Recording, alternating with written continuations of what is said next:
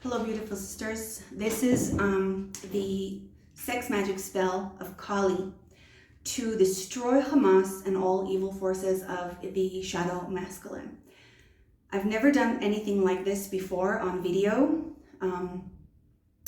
I have never shared an actual ritual online because it's dangerous.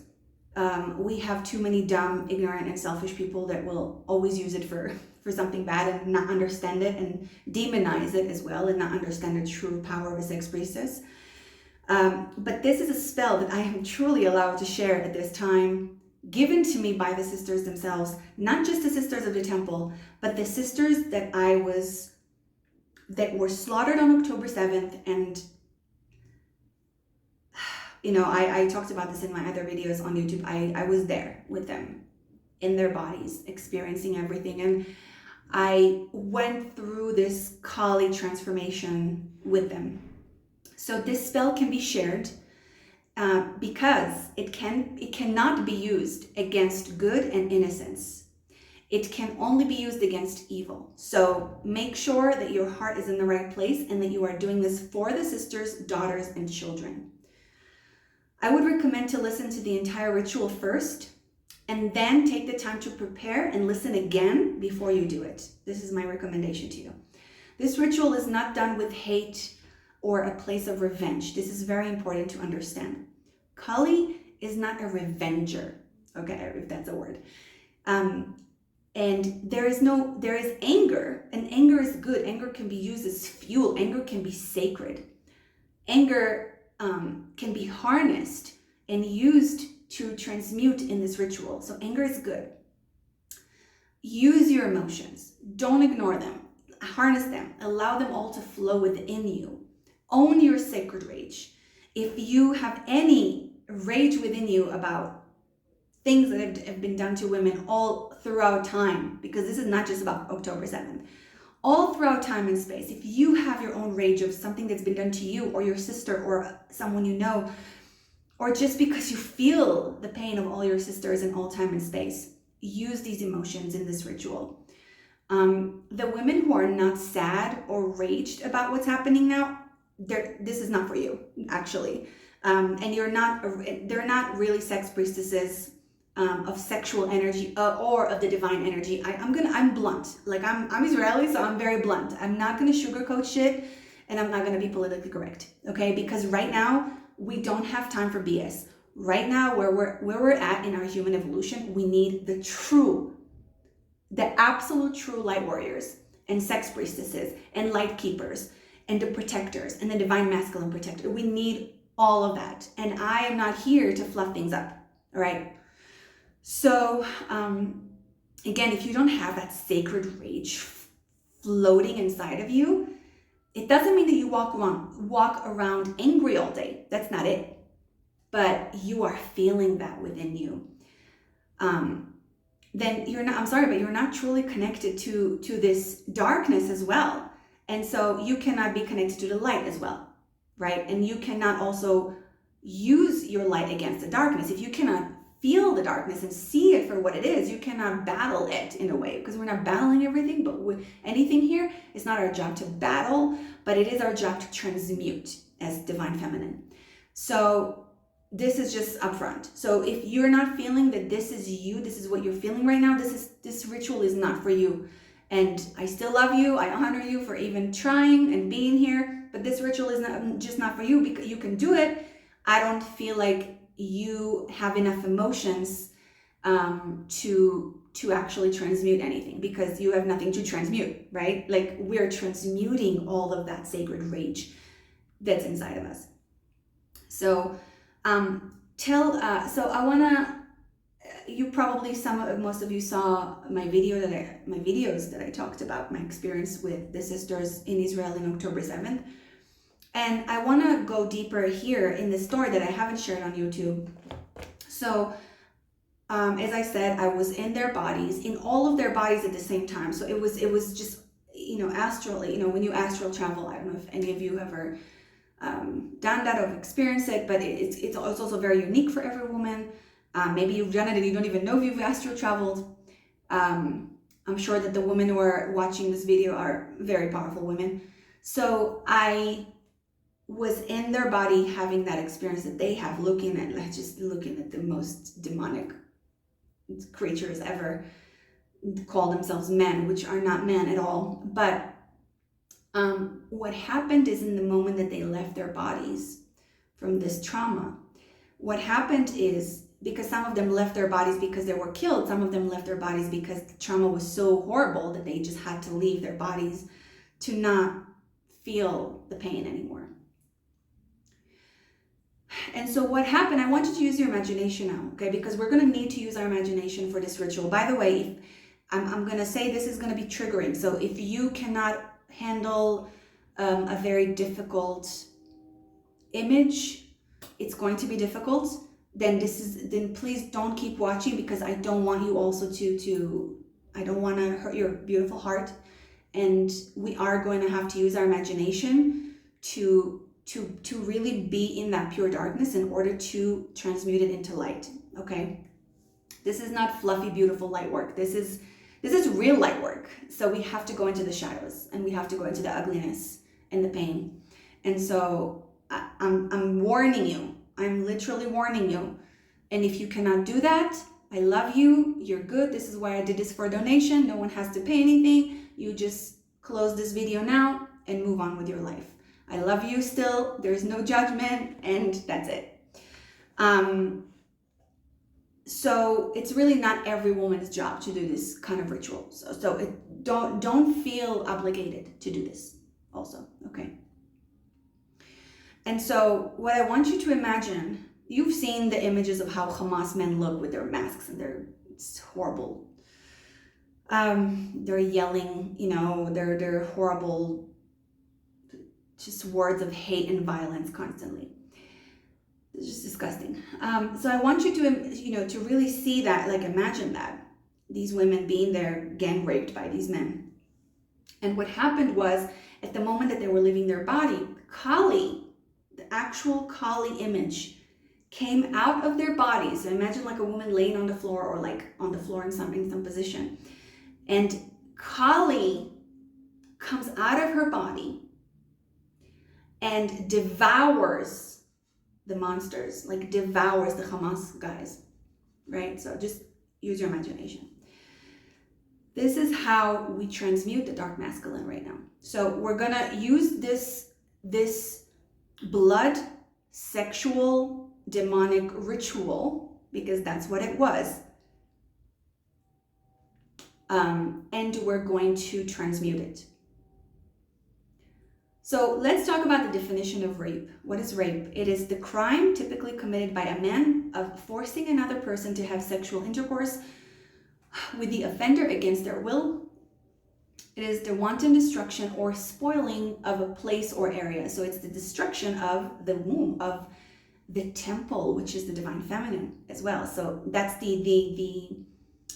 there is obviously a physical and a spiritual attack when there is rape. I always say this, there's always a demonic entity when it comes to rape.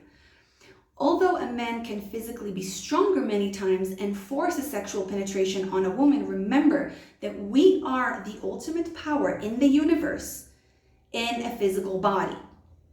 The Big Bang, okay, that we all life came from, is you, sister. It is the womb that you hold within. No one and nothing can spoil the power of the womb itself. Even if in this 3D dimension, a man can penetrate your cervix, cut your belly with a knife, he can never actually reach your womb, because the womb is the universe itself. It is the eternal space. Only you can reach, and you can allow permission to a real king that you wish to allow permission to, if you wish to. You may not. And even he can never truly reach the depth. Only you can, by entering the darkness that is within the void of the womb. The womb is source itself.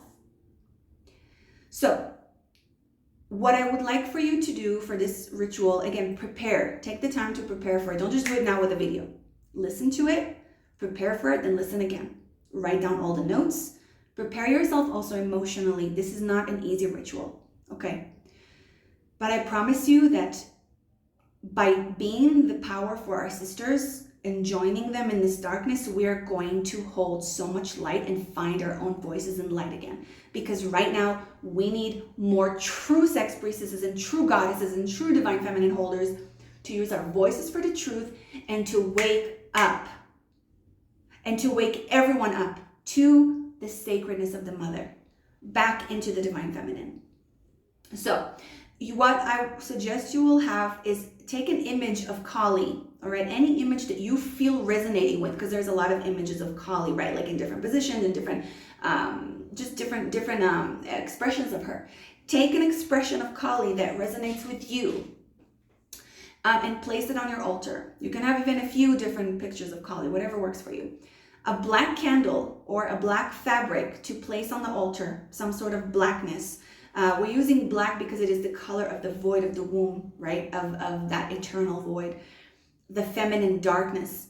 This is not evil or shadow, right? This is very different. The dark feminine is not evil, is not shadow. That's different. The shadow feminine is the evil, manipulative crap. But the dark feminine is the pure space in existence, right? Like where all life comes from. It is the abyss of the womb. So it is the most biggest potential of life.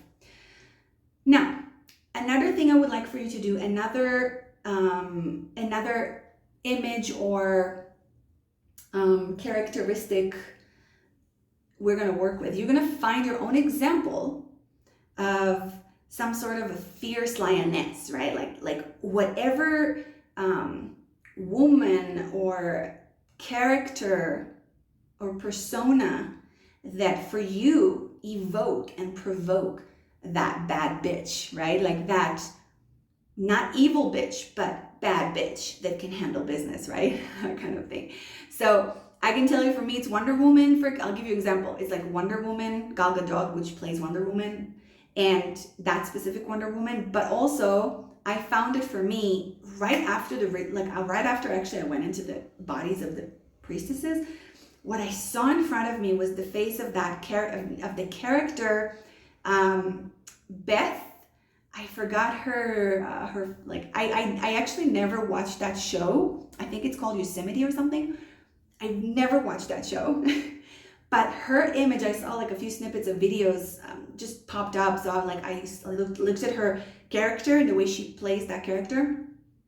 She came to me like that super bad bitch, like that nothing can break her, right? And so I saw her in front of me, and I used that archetype, I used that image, that character to help me through this ritual as well. So you pick your character that helps you embody the Kali within you, okay?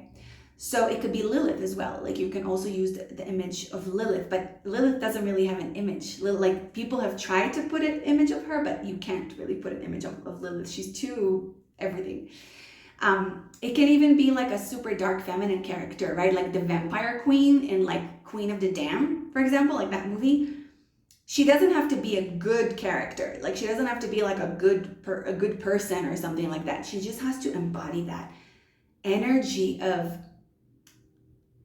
I give life and I can also take it away, right? And again, we're not embodying evil. We're embodying that bad bitch energy. That's very different, okay? Make sure to ask for her permission. So this is another very important thing. When we use any image or any character, we want to connect with that character. So if I mention, for example, Beth in Yosemite, I'm not going to talk to the actress who played Beth. I'm going to actually talk to Beth herself, because she is also already now within the cosmos. She's already a thought form. Okay, this is basic magic. So even for those of you who didn't study with me, I'm like right now you're learning basic magic. So she's already a thought form. She's already like created in the universe. Wonder Woman, she's a thought form. She's a very powerful thought form. So I will connect with that, specifically with that archetype or that character, and I will ask to use her image and her power as permission, right? So connecting with her, asking for her requests, and also offering which you will all give later. So after the ritual, you will give an offering to this character, and also to Kali on your altar. You're going to give it. Excuse me. And we're going to allow her characteristics and power to take over, basically, almost like channeling them. With this, we counter the demonic entities that the monsters had in the time of the rape. Okay, so in the time of the ritual, what you're going to do is you're going to, after you ask for permission, you kind of set with that energy of those women, and you're going to act out and embody that woman, and also Kali. You can choose just to embody Kali as well. That's fine, and allow her to take over before you even begin the next part, which is envisioning and using our imagination. Okay, this is the tough part. So it's almost like we're going to literally allow her to take over us completely. So I want to talk about rewriting the codes. After we have taken the energy of the darkness to our wombs, right, from the rape, we look at it in the face. Give it a face, give it a name, and see it for what it is. So again, we're part of the imagination that we're going to go through is to be in that space of the rape with those women. Okay? And we, because we're not physically there, we have the immense eternal power to take that, right? I did, the video I did also on YouTube, and I spoke about how even in rape, women always have the power. This is what I teach my sex priestesses. We always have the power. We just forgot because the dark masculine culture has made us forget. So when a man penetrates a woman, he gives her not just his life force, he gives her information as well. So our job is to take them in, translate them, transmute them, right? And so for us right now, in order to do that, we're going to use our imagination, and we're going to give that darkness that's penetrating us, we're going to give it a name, we're going to give it a face, and we're going to see it for what it is. As soon as you know it, now you take charge again and rewrite the story, rewrite the codes.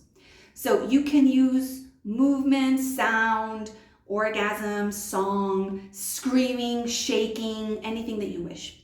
You can also act out Kali, Lilith, or another archetype that calls to you in the moment. So trust yourself, okay?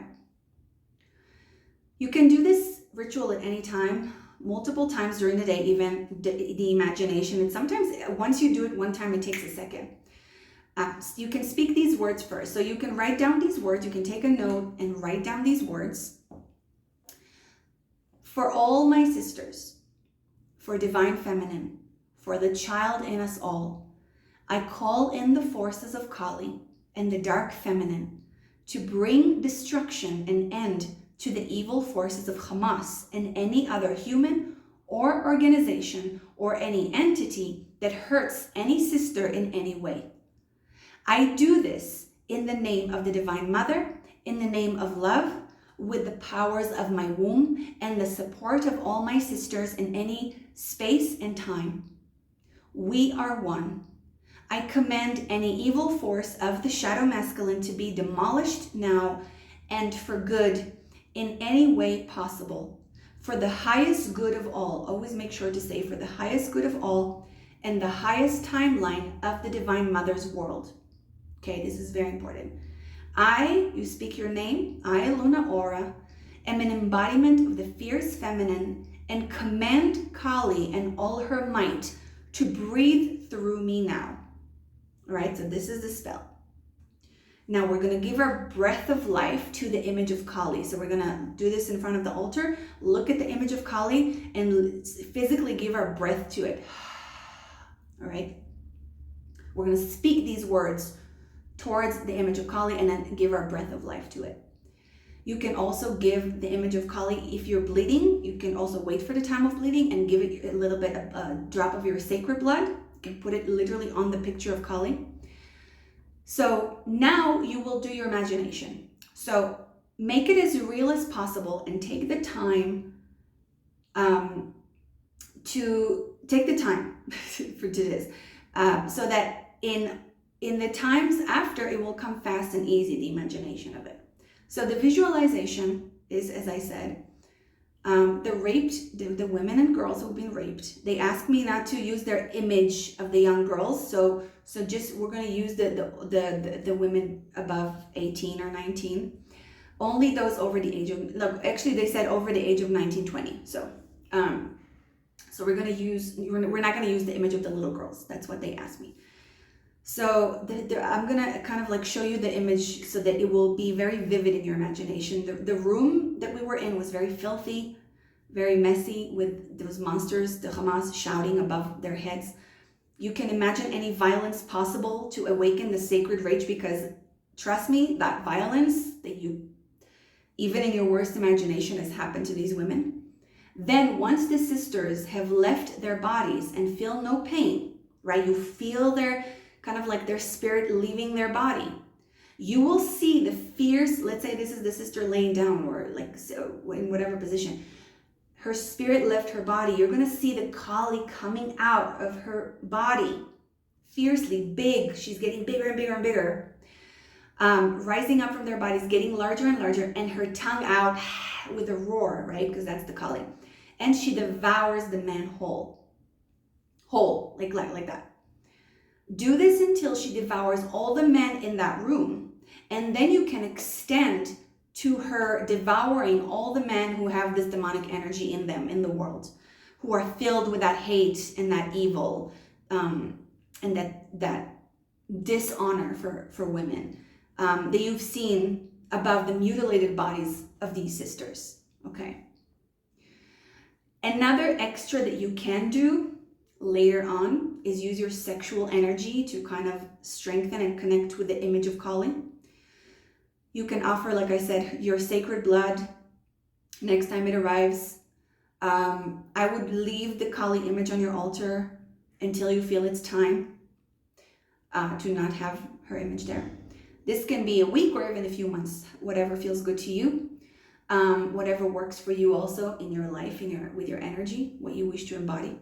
Speak these at least once a day fully, and the other times you can simply invoke Kali in your own words and say, make sure to always say at the end, for the highest good of all, that is light and love, okay? Or just for the highest good of all.